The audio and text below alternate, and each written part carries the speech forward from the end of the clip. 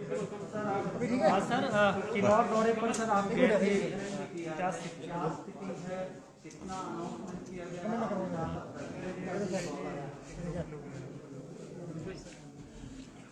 पिछले कल जो घटना किन्नौर जिले के न्यूगलसरी में हुई, घटना घटित होने के बाद तुरंत वहां पर राहत कार्य की शुरुआत कर दी गई थी। और ये भी मैं बताना चाहता हूं कि पिछले कल शुरू के दौर में कठिनाई जरूर आई, क्योंकि लगातार ऊपर से चट्टानें, पत्थर, मिट्टी गिर रही थी और उस कारण से जो घटना का स्थल है वहां पर एंटर करने के लिए हमारे रेस्क्यू टीम को बहुत बड़ी मुशक्कत करनी पड़ी। लेकिन फिर भी मैं धन्यवाद करना चाहूँगा सारी टीम, जो हमारी आईटीबीपी की टीम, प्रमुख रूप से एनडीआरएफ की, डोगरा रेजिमेंट की, पुलिस की हमारी टीम, उन्हें रेस्क्यू ऑपरेशन तुरंत शुरू किया और 13 लोगों को रेस्क्यू भी किया, जो बहुत कठिन कार्य था।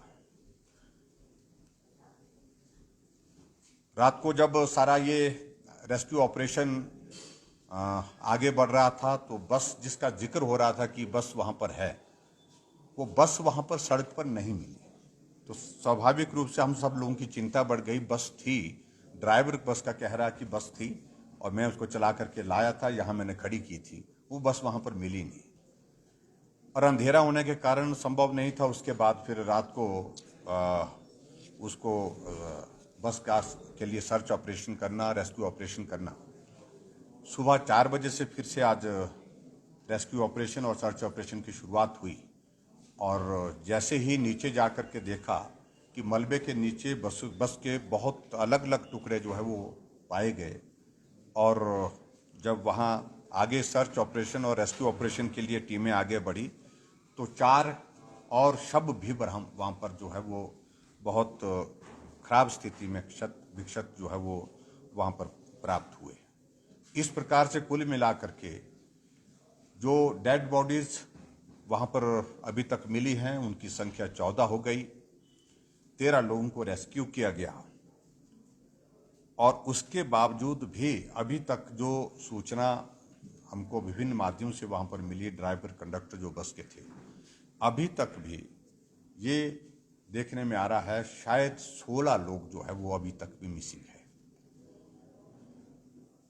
आज जो सर्च ऑपरेशन चल रहा है वो सड़क से नीचे जहां बस गिरी है वहां पर चल रहा है, लेकिन वहां मलबा इतना ज़्यादा है, बहुत सारे बड़े बड़े बोल्डर वहां पर पत्थर के गिरे हैं और वहां स्वाभाविक रूप से रेस्क्यू और सर्च ऑपरेशन करने में कठिनाई भी बहुत बड़ी आ रही है।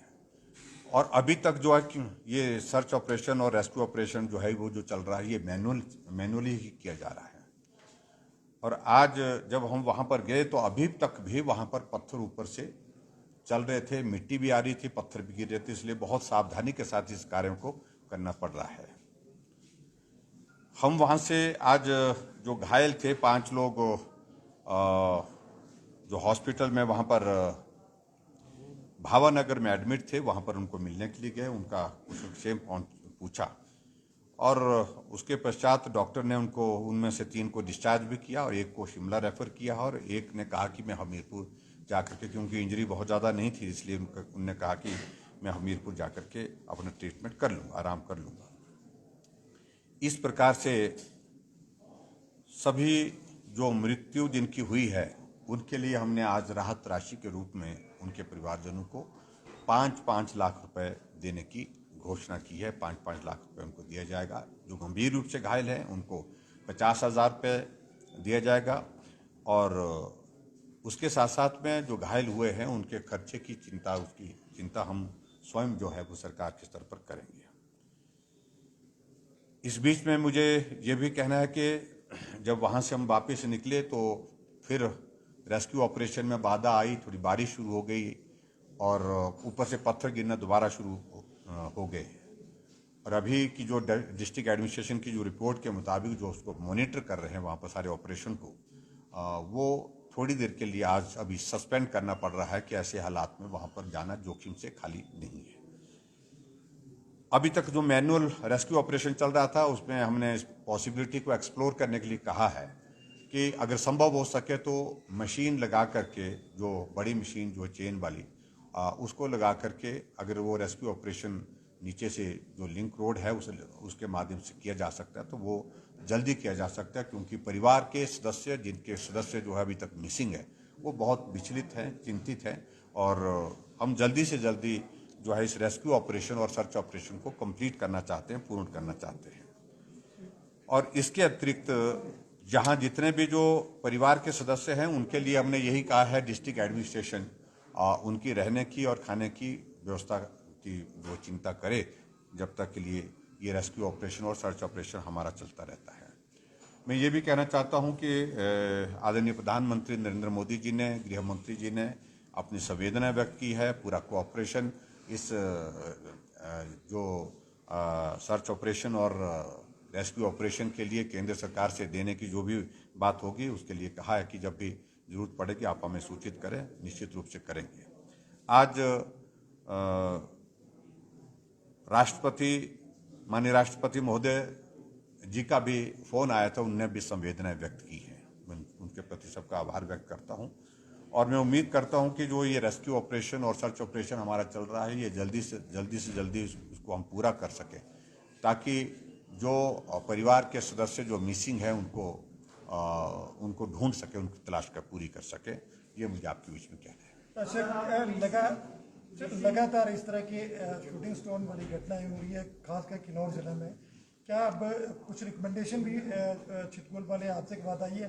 क्या इसको लेके अब यहाँ भी कोई स्टडी कराया जाएगा और किस तरह के अलार्मिंग? निश्चित रूप से इस सारी चीज़ के लिए थोड़ा अब बहुत गंभीर विषय है ये करने की आवश्यकता है। और किन्नौर में विशेष तौर से जिस प्रकार से ये घटना घटित हुई है, 2 घटनाएं घटित हो गई पिछले थोड़े ही अरसे में, और ऐसे पॉइंट्स को आइडेंटिफाई करने की ज़रूरत होगी जहां हमको और ज़्यादा सावधानी बरतने की आवश्यकता है और काम करने की आवश्यकता है।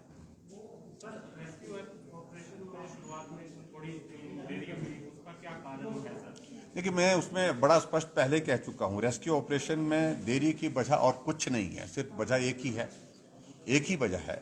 वो ये वजह है कि वहां उस पॉइंट पे जहां एंटर करना था उनने, वहाँ बहुत बड़े बड़े बोल्डर ऊपर से लगातार गिर रहे थे, पत्थर गिर रहे थे, मिट्टी आ रही थी, तो बहुत कठिनाई का वो वक्त था।